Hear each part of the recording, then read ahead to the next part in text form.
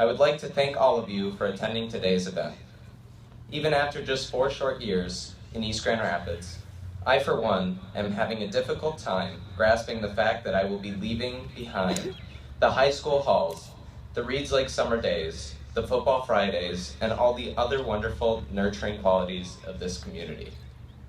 So for you parents, I cannot begin to fathom the incredible challenge, or maybe not, of watching your baby, ready and willing, and most likely willing to dive headfirst into the rest of their lives without mom and dad for training wheels. Most of you who know me well will probably think I'm going to turn this monologue into some sort of comic relief from the pomp and circumstance of this grandiose ceremony, but I won't. I will start off by relating what I am experiencing currently to Albert Einstein's theory of relativity.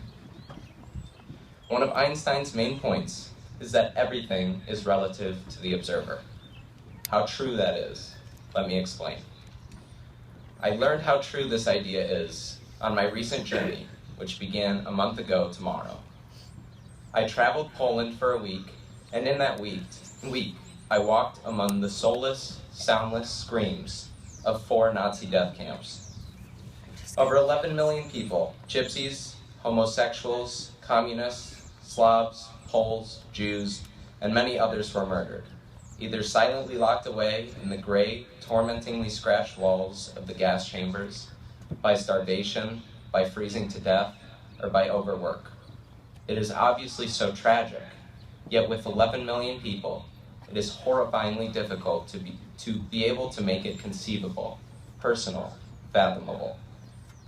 On our trip, we were joined by 11 survivors to make us see a face, hear a voice, and realize that each of the 11 million who perished had their own voice to be heard, their own individual face to be seen, and their own emotions nestled behind their rough Eastern European skin.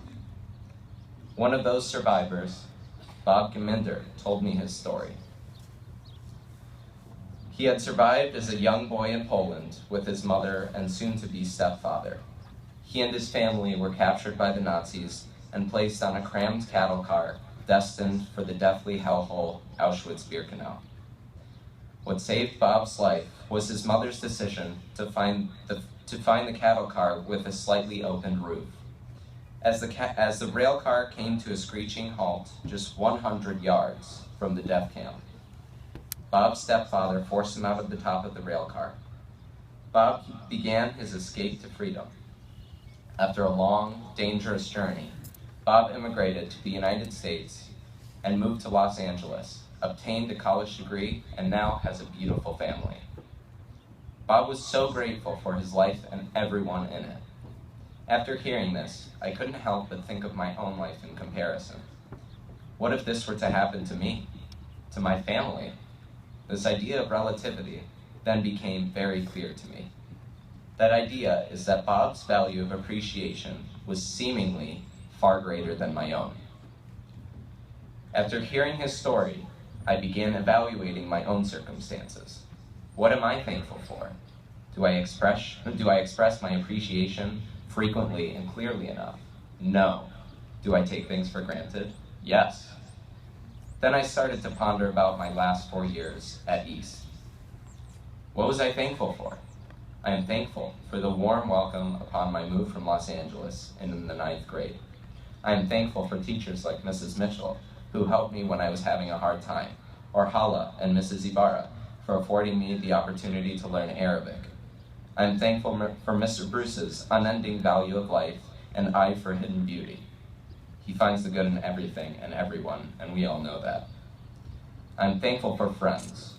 Going out to lunch, shout out to Qdoba, spending time on the weekends, and spending summers at the lakeshore together has been fun. I'm thankful for all the talented young adults at East, and for the administration for making sports, drama, music, and art so available to us. And last but far from least, my parents, my sister, my grandparents, and the rest of my family have given me so much that I find it difficult to put into words. Yet I now know how incredibly important it is to put into words. So I challenge you, my classmates, as you go forward, to ponder what is of value to you. What do you appreciate? How do you show that appreciation? At this point, you cannot go back. There is only going forward. Therefore, we must all continue on our paths, but not forget what and who we leave behind. Over the last several years, we have been the recipients of a 5-star education. But the thing about high school is that yes, of course, we learn what we must, but we also learn what it is to live and interact with other human beings. In our forward trajectory, we must continue to foster our human relationships through love and mutual respect. As David McCullough Jr., an English teacher, stated, the great and curious truth of the human experience is that selflessness is the best thing you can do for yourself. So on June 15th of the year 2024, we will be celebrating our 10-year high school reunion. We should ask ourselves what stage of our lives we will be in. What have we done for the betterment of humanity, both individually and collectively? What value have we created for ourselves? If at such a young age, Bob could create a valuable life for himself and for his community, make a difference in the world, relatively speaking, so can we. Thank you. Wow.